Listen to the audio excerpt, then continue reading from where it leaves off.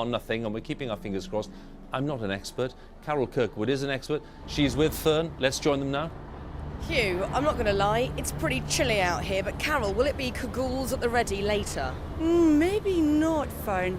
You're right, we've got an easterly breeze, and that's what's making it feel so cool, and that easterly breeze will be with us all day. But the cloud we currently have should break, we should see some sunshine, but as temperatures rise later in the morning into the afternoon, we are at risk of a shower, and it could be heavy, possibly thundery. However, most of the showers at the moment look like they're going to stay to the west of London, so that means we could actually get away with a dry day, and I'm ever optimistic that that will happen and there will be some sunshine and it will be fabulous. Let's remain optimistic. Carol, thank you very much, and fingers crossed no rain here today in London town. If it's good enough for Carol, it's good enough for me. Thank you very much. Well, of course, the weather having a big bearing on the other big royal tradition today, the Royal Street Party. More than 5,000 have been arranged across the UK. We're going to be talking to some of those taking part, seeing how they're celebrating the day. We've seen there on the map, I'm talking about the village of Bucklebury in West Berkshire. That's where the Middletons live. Those who haven't been invited to the Abbey will have plenty of opportunity to enjoy a party there. And Alex Jones is there for us. Well, the celebrations begin here this morning in Chapel Row. Now, just behind me over there is the Middletons family home, and between the two locations is the longest avenue of oaks in Britain. Now, it is going to be a fantastic day here. The locals are already turning up, although it's still pretty early. We can expect a hog roast, fancy dress and royal duck racing, all to celebrate the girl that's gone from Bucklebury to Buckingham Palace. Alex, thanks very much. Let's go to St Andrews. That's where William and Kate first met as university students. We'll be talking to people who know them well. They'll be sharing stories and memories of the young couple. Our reporter there, Edith Bowman. Good morning from the glorious Kingdom of Fife, the sound of the Madras College Pipe Band in the background. Now we're in St Salvator's quadrant, which is where Catherine and William spent the first year of their student life here, living in halls. And 2,000 people here at the wedding breakfast, very much excited about the day and also very proud of the fact that, of course, this is where the couple met and fell in love. Beautiful, wonderful atmosphere here in St Andrews. Edith, thank you very much. Now, a very important message. If you're near a big park today, chances are you'll be able to join thousands of others, watch it with friends on a big screen in Hyde Park, of course, is one of them. And, well, I'm rather pleased to see that Hyde Park are responding already. A very good morning to everyone in Hyde Park. It's good to see you all. Lots of flag waving already in evidence, and let me say, you're going to have to work very hard for the next 3 or 4 hours during the course of the morning. We'll be back with you many times, so good to see you all. Hyde Park, just one of the venues. Lots of other big screens in towns and cities right across Britain, so worth finding out where they are. Needless to say, we just want everyone to enjoy the day with us. Messages coming in from all parts. I've got some emails already from China, Canada, Belarus and Malaysia. I may be able to read a few of them in a short while. But a little further afield, in the International Space Station, this has just come in. Many people on planet Earth are eagerly awaiting the wedding of Prince William and Kate Middleton. Here on board the International Space Station, we're following with great interest, and right now it's the eve of the royal wedding, and we just had a beautiful flyover England. We took some spectacular photographs right at sunset. We'll be sure to share those photographs, and it was a beautiful sunset, and we'll have a beautiful view tomorrow. From space, the Expedition 27 crew of the International Space Station would like to offer their congratulations and best wishes. We'll be watching and waiting.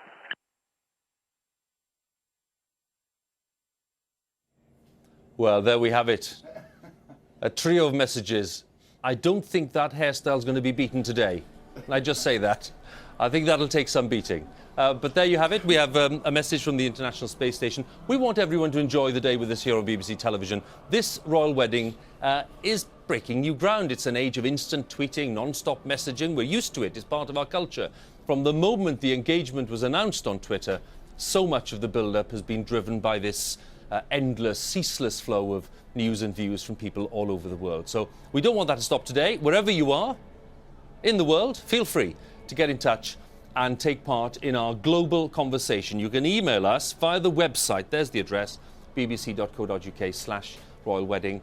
Or you can tweet and follow all the tweet messages, hashtag BBC Wedding. That's the one that'll bring all the messages together for you, and that's the one where you can send messages in.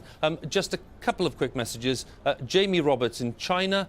Thank goodness in this day and age, technology and social media allows such a spectacle to be broadcast all over the world. Sunny in Toronto in Canada. Let's hope Sunny is sunny. I'm up at 2 a.m, says Sunny, to watch this wedding. Long live the monarchy. From Irina in Belarus, a great day in history. And from Shihang Nga in Malaysia, finally something good happening with lots of worries in the world about terror, war and natural disasters. I'm going to be celebrating the moment. There are lots more like that. What we're seeing today, I suppose, is a fusion of modern culture and pretty strict royal tradition. After all, the man who's getting married today in the presence of the Queen is the man who's second in line to the throne, and that does tend to colour everything. The match will inevitably shape the future of the monarchy in Britain. Few people are as well qualified to explain the significance of the day as my special guest is. I'm talking about the distinguished historian Simon Schama. A very good morning, Simon. Good morning, Hugh. Wonderful Good to have day. you with us. Well, it's lovely to have you with us and to really plug into your expertise and your perspective. What does this tell us about Britain in 2011? Well, you know, there's a lot of really solemn talk from on high, we won't say by whom, about learning to be British again, what a national community is. That sounds boringly like a professorial seminar. That's what it actually means. It's the instinctive outpouring of millions of people who plug into a very happy moment. The happy moment being you take something incredibly old, the sort of vessel of national memory, the royal family, and you make it something as simple and fresh as the moments by which we all, even old people like not you, but me, renew ourselves, births and weddings. Royal weddings used to be about power. That's why they weren't actually here. They were locked away in Windsor Castle, places like that. It was basically mergers and acquisitions. It was, the Duke of Burgundy marrying. Often very small children were involved. Not now. Not now. It's really all about the next generation making something old very fresh for the future. So I loved our, the space station angels there, hovering there out in Globosphere or something, actually. That was perfect for the occasion. Well, this is the kind of thing we're seeing today, and people not just from Britain but from across the world want to be part of what they see as a really strong part of British heritage. And you mentioned there, Simon, the tradition as it's developed. Right. What I want to show you now is 1923 and maybe some weddings after that, because I'm going to dare to say that this is where the modern tradition was established. Elizabeth Bowes-Lyon marrying the Duke of York, later George VI, Queen Mother, of course. And this is where we had the first sense of a royal wedding as a very big public event, on film, of course. The fact that they appeared on the famous balcony and all these processions were seen on the newsreels in the cinemas of the day.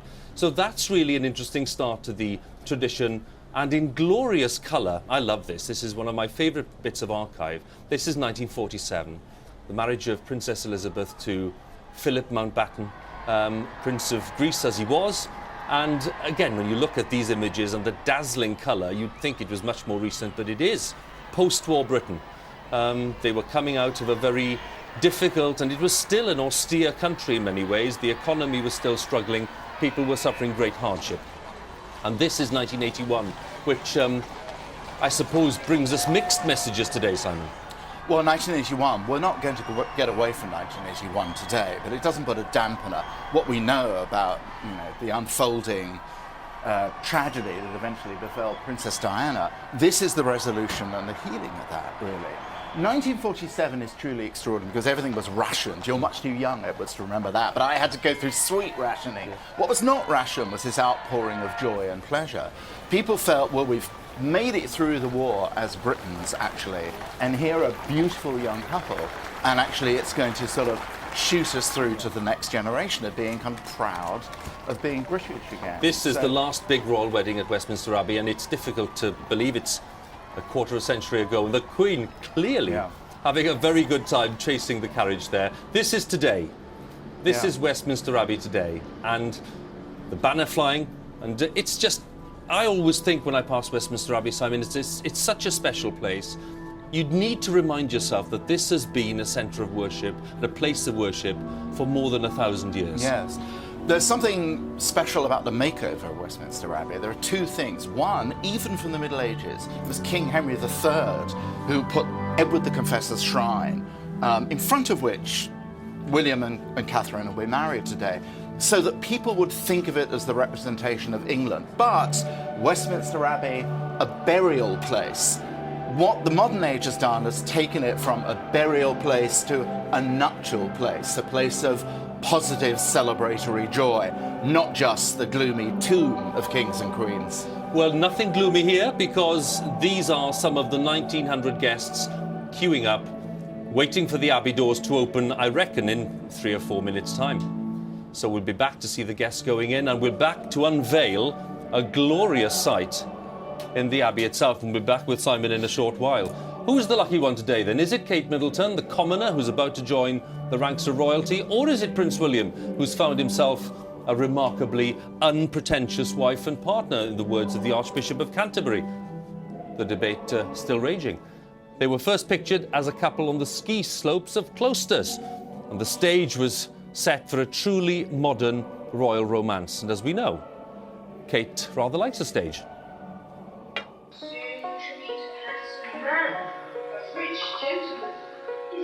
I ever hoped for. Will you fall in love with me? Indeed you will.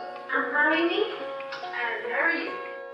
Of course, her real Prince Charming was born on the 21st of June 1982, 6 months after Catherine Elizabeth Middleton, although in those days the spotlight shone rather more brightly on him.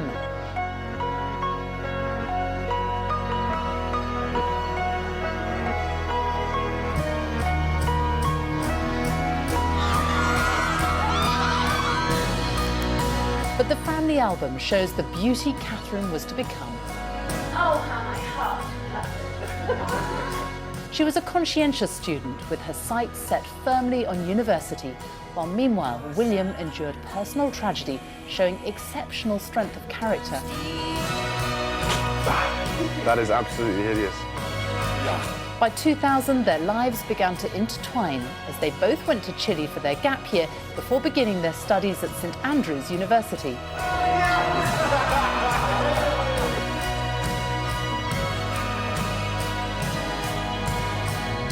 Far from the media glare, the student friendship turned to romance. William Wales, Catherine Middleton. Big wide world now. And as public life beckoned, William and Catherine's relationship continued to blossom.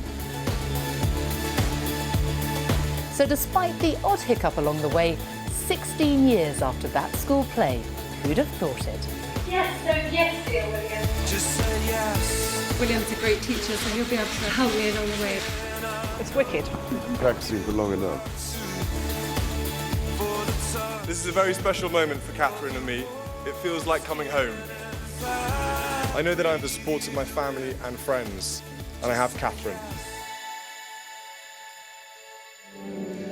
Just 2 minutes to go before those Abbey doors open. Katie Nicholl is with me, author, journalist, expert on all things royal. Great to have you with us, Katie. Lovely Thank you very much. This morning, Hugh. It's so exciting. It is exciting. It is exciting, here. and crowds have already built up a huge amount in the last half hour. They Gives you a have. sense of what's happening. And listen, if it's going to chuck it down, A, it's good luck for rain on your wedding day, and B, I don't think this lot are going to care. They're so happy to be They are, here. they We've are. been waiting for this wedding for a very Look, long let's time. take a look at Westminster Abbey straight away, because there we have the official London crier, and the doors of the Abbey will be opening, I'm told, on the stroke of 8:30 in a minute's time. Let's have a sense from you of what these guests are expecting. You've been talking to some of them. What are they thinking?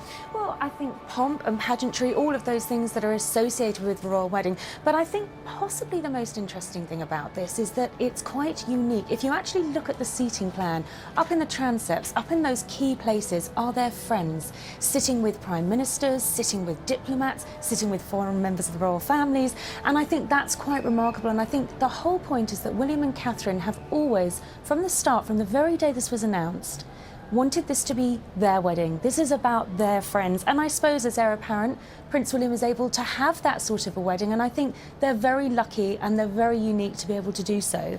Well, we're within seconds of the doors opening now. Very patient British queue there, Katie. I think we can all agree it's all... absolutely. We do know it's how all to queue, don't we? Very well behaved. And just to let people know as well that very